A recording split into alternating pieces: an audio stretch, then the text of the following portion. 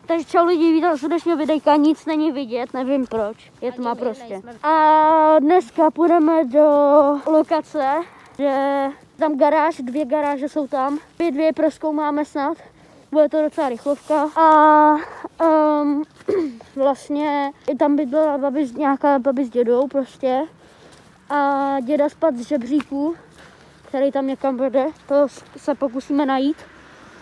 A babi se z toho zbláznila a asi za 14 dní umřela z toho, takže to je docela scary, no. A uvidíme, no. My jsme si domluvili klíče, takže od toho budeme mít klíče, takže... Dneska extrémní světlo, jo? Úplně. Takže fakt epický.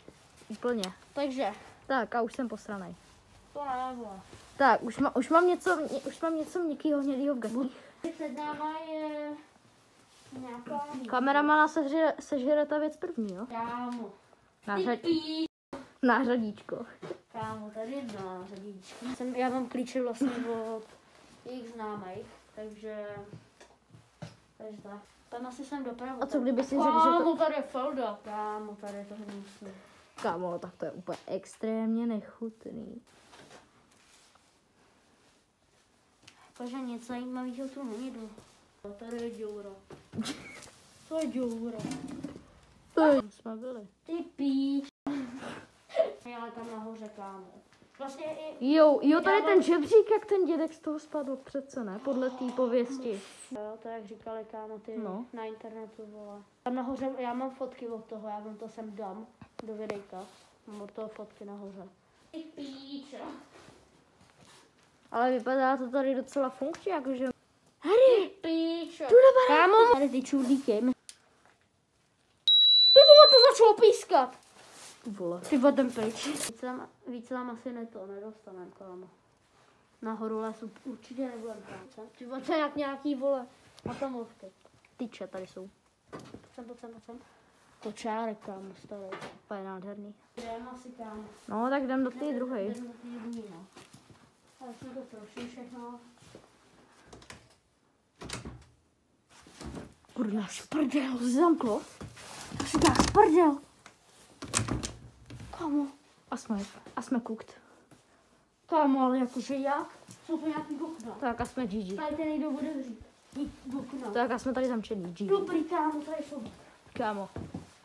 Okno je náš zachránce. Tady točně. Musím dopatrně. Pokud to je výška jako prase, vole. Ty vole, to jumpoval. To jumpoval, vole. Jo, já se rozmrdal, pojď. To je debil. No tak to jsem neviděl. Je mu hodně. Pojď, dělej. Dělej. Myslíš, že to bude zamčený? No asi jo, ne? Není, vole. Co to je? No tak to už jdem radši jinam.